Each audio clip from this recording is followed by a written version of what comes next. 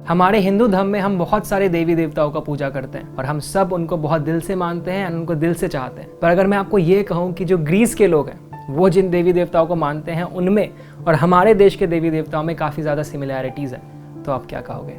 ऋग्वेद के अनुसार दुनिया का वन ऑफ द ओल्डेस्ट युद्ध हुआ था हमारे देश में, जिसमें कि हमारे भारत के राजा सुदस ने 10 क्लैंस के अलायंस को हरा दिया था और उस युद्ध के बाद वो 10 क्लैंस हमारे इंडियन सबकॉन्टिनेंट से निकाल दिए गए थे। और उन्हीं 10 क्लैंस में से एक क्लैन था अलीना, जो कि वेस्ट में जाकर शिफ्ट हो गया और उन्होंने एक देश बनाया जिसका नाम है हेलस, जो कि आज के डेट में मॉडर्न डे ग्रीस के नाम से जाना जाता है। और अगर ये कहानी सच है तो इसमें कोई शक नहीं है कि हमारा हिंदुइज्म और ग्रीक कल्चर बहुत ही कॉमन रूट्स शेयर करते हैं। और आज की इस वीडियो में हम इन्हीं इंस्पायरिंग सिमिलैरिटीज़ को देखने वाले हैं अपने हिंदुइज्म और ग्रीक कल्चर में।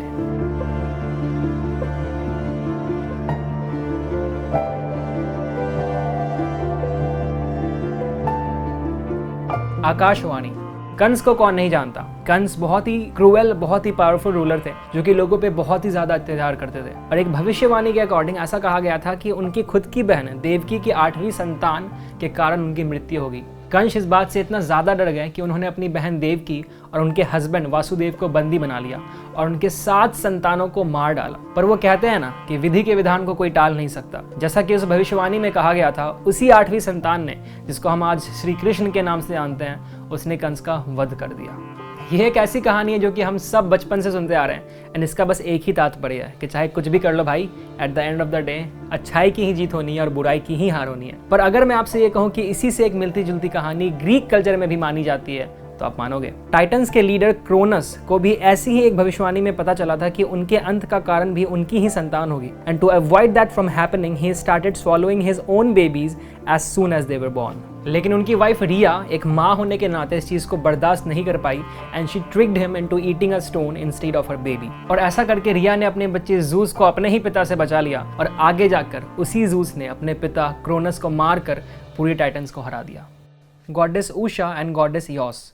वैदिक समय की एक बहुत ही प्रोमिनेंट देवी है उषा, और उषा शब्द का मतलब होता है डॉन यानी कि सवेरा। ऋग्वेदा के 40 हिम्स गॉडेस उषा को डिस्क्राइब करते हैं, जिनमें उन्हें डिस्क्राइब किया गया है as a young radiant woman जो अपने गोल्डन चैरियट से पूरे आसमान में राइड करती है और अपने साथ रोशनी लेकर पूरी दुनिया में से अंधकार और इविल एनर्जी को डिस्ट्रॉय कर देती है। ठीक इसी तरह ग्रीक कल्चर में सवेरे यानी कि डॉन को रिप्रेजेंट करती है ग्रीक गॉडेस इयोस। जैसे गॉडेस उषा को ऋग्वेद में डिस्क्राइब किया है, उसी तरीके से ऑर्फिक हाइम्स में इयोस के बारे में भी कहा गया है कि वो भी सुबह आसमान में एक रथ राइड करती हैं और अपने भाई सन गॉड हेलियोस के अराइवल को मार्क करती हैं। इन दोनों गॉडेसेस के नाम का ओरिजिन, उनका मीनिंग और अपने अपने कल्चर के अकॉर्डिंग उनका डिस्क्रिप्शन बहुत ही सिमिलर है।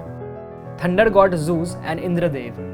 दोनों ही भगवान लॉर्ड इंद्र और जूस में बहुत ज्यादा सिमिलैरिटीज है। सबसे पहली चीज तो है कि ये दोनों ही भगवानों के किंग माने जाते हैं। ऐसा दर्शाया गया है कि दोनों ही भगवान अपने अपने पिता से बैड टर्म्स पर थे। जैसे ग्रीक गॉड जूस अपने पिता क्रोनस को हराकर पावरफुल रूलर बने थे, उसी तरह इंद्रदेव भी अपने पिता त्वष्टा से कॉन्फ्लिक्ट में थे, जिसे जीतने के बाद वो सभी देवताओं के राजा बन गए। इनफैक्ट जूस और इंद्रदेव इन दोनों के वेपन्स भी काफी ज्यादा मेल खाते हैं। बोथ हैव थंडरबोल्ट और Vajra as their main weapon. Rigveda के अनुसार इंद्रदेव ने एक ड्रैगन के भांति असुर जिसका नाम था वृत्रा, उससे एक युद्ध किया था और इसी वृत्रा का विनाश इंद्रदेव ने अपने थंडरबोल्ट लाइक वेपन वज्र से किया था। And similar to this is the story of Zeus and Typhon. Typhon Greek culture का सबसे डेंजरस टाइटन माना जाता है, जिसके खिलाफ जूस ने अपने थंडरबोल्ट से लड़ाई जीती और उसे टार्टरस यानी कि नरक में ढकेल दिया। And that is how he became the ruler of the God. इसके अलावा बोथ इंद्र और जूस दोनों ही अपना फॉर्म बदल सकते थे, यानी कि दोनों ही एक दूसरा रूप धारण कर सकते थे। जूस के 2 भाई हैं, हेडस और पोसाइडन, और इसी तरह इंद्र के भी 2 भाई हैं, अग्नि और वायु।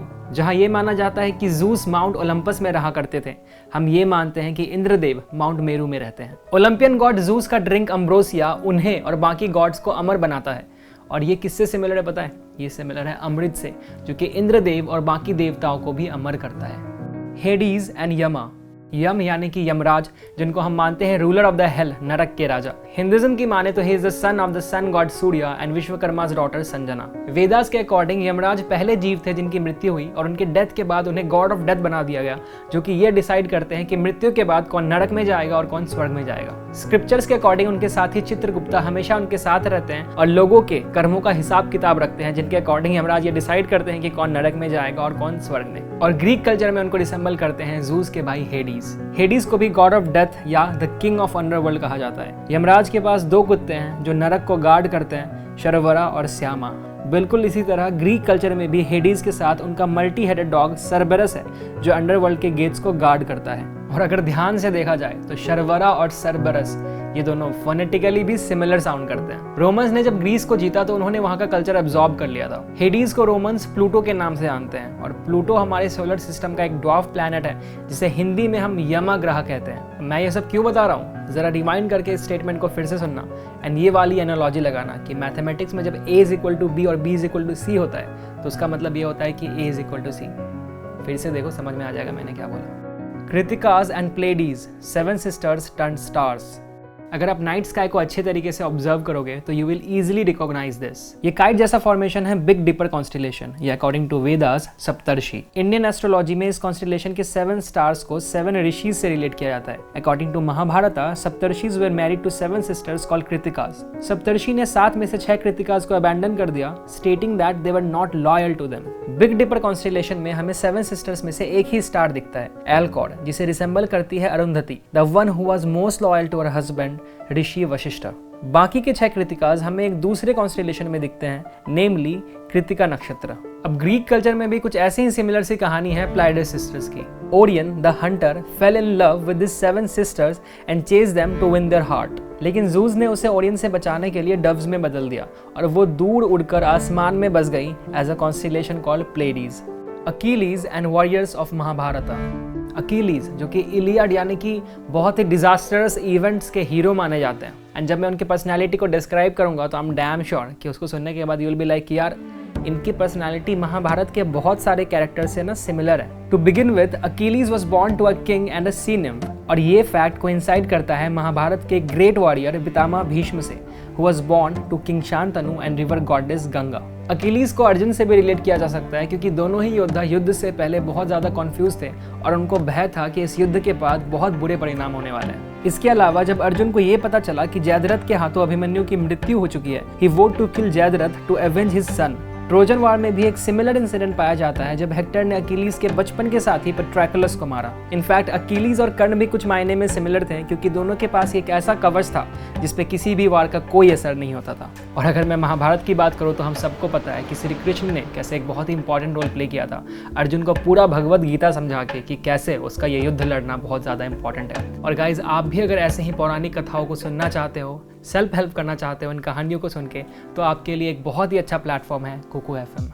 यहाँ पर बस आपको हमारी पौराणिक कथाएं रामायण और महाभारत ही नहीं बल्कि बहुत सारी motivational, historical, finance, business and और भी कई fictional and non fictional podcast and audio books मिलेंगी, वो भी रीजनल लैंग्वेजेस में, जो आप कहीं भी और कभी भी सुन सकते हो। देखो, मैं तो जब भी ट्रैवल कर रहा होता हूँ या फिर बोर हो रहा होता हूँ या फिर सैड होता हूँ, मैं जाता हूँ कुकू FM पे, और तुम भी जा सकते हो। इसको करने के लिए कुछ नहीं करना है, बस नीचे डिस्क्रिप्शन में जाना है, लिंक को क्लिक करना है एंड आपको इंस्टॉल करना है कुकू FM को। कुकू FM को इंस्टॉल करने के time you just have to use our code BBC50, क्योंकि इस कोड को यूज करने पे जो पहले 250 यूजर्स हैं उनको मिलने वाला है 50% डिस्काउंट। तो फिर देर किस बात की, install Kuku FM right now and enjoy different podcast and audio books in different regional languages.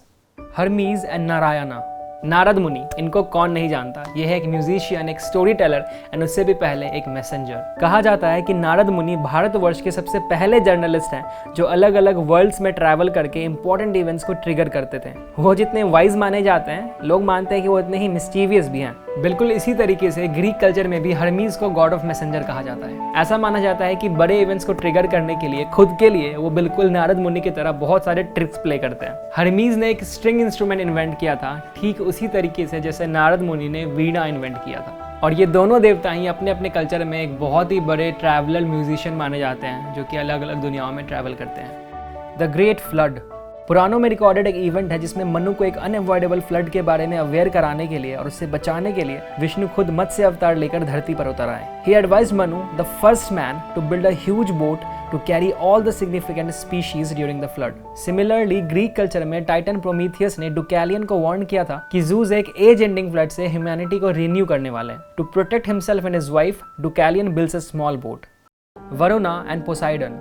Varun Indradev के भाई हैं और ऋषि कश्यप और अदिति के बेटे हैं। वो वैदिक पीरियड के एक बहुत ही इंपॉर्टेंट देवता माने जाते हैं जिन्हें समुद्र और आसमान से एसोसिएट किया जाता है। वरुण का वाहन एक मगरमच्छ है, which is an aquatic animal devoting his whole over aquatic life. और उनके पैरेलल जाने वाले ग्रीक गॉड है जूस के भाई पोसाइडन। पोसाइडन भी रिवर्स और सीज से एसोसिएट किए जाते हैं और ये एक चैरियट पर राइड करते हैं जिसे हिप्पोकैम्पी ड्राइव करते हुए दिखाया गया है। पोसाइडन को रोमन कल्चर में नेपच्यून के नाम से जाना जाता है और नेपच्यून को संस्कृत में हम वरुणा कहते हैं। वंस अगेन सेम मैथमेटिक्स लगा लो कि if A is equal to B and B is equal to C then A is equal to C। इकारस and संपत्ति।